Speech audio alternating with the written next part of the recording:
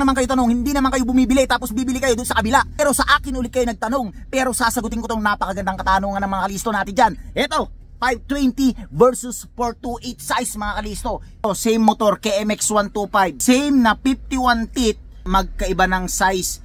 520 itong isa, same lang din yung taba nila 520 at 428. Same lang halos same lang.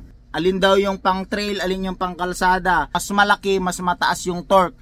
Mas maliit, ibig sabihin mas mabilis yung top speed mo. Ito yung 51 teeth mga kalisto, mas malaki na ito sa usual na size ng sprocket. Kasi yung mga stock na sprocket na nakasalpak sa ating enduro mga kalisto, usually 48 teeth, 49 teeth, 44 teeth lang yung mga yan. Ito 51 teeth, malaki na ito.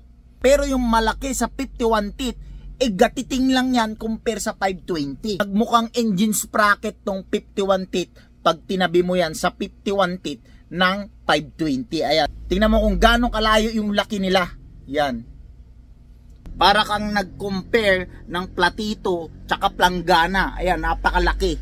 Meron din tayong XTC, KLX, XR200, WR155, TRF150, etc. Meron lahat yan sa atin. Sprocket mga kalisto. Meron ding YZ. Itong listo sprocket na 520 na subok na sa tibay mga kalisto. Magaan siya, matibay. Steel alloy yan mga kalisto. Yup! Itong size ng 51 teeth is common dun sa mga production ng motor. RF250, CRF450, YZ250, 450 and so on. Yung mga production, malalaki yung sprocket. Common na itong size ng 51 teeth sa kanila.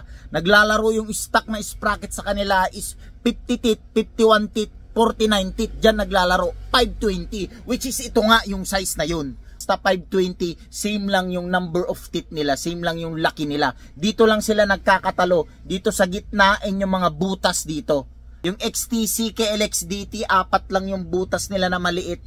Ganon din yung engine sprocket. Yung 13 teeth is malaki na.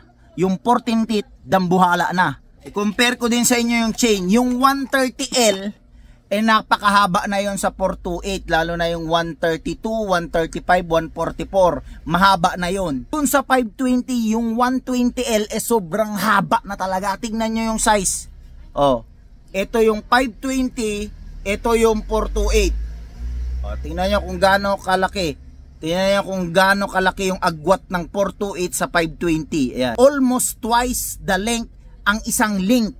So yung 120L napakahaba na nun sa 520. Itong 428, 130L, minsan bitin pa. Yung 520 ayan, napakahaba na ng 120L na 520 kasi nga dambuhala na yung 520. Dapat yung chain mo, kung 520 yung chain mo, dapat 520 rin yung sprocket mo.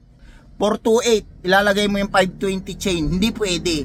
Hindi tugma kung 520 ilagay mo sa 428. Vice versa. Yung 520 hindi pwede yung 428. Yan. Ganyan na sa kaliit. Ganyan kaliit yung 428H. 428H na to. By the way, heavy duty na ito. Follow for more dirt bike videos mga kalisto. See you in the trail.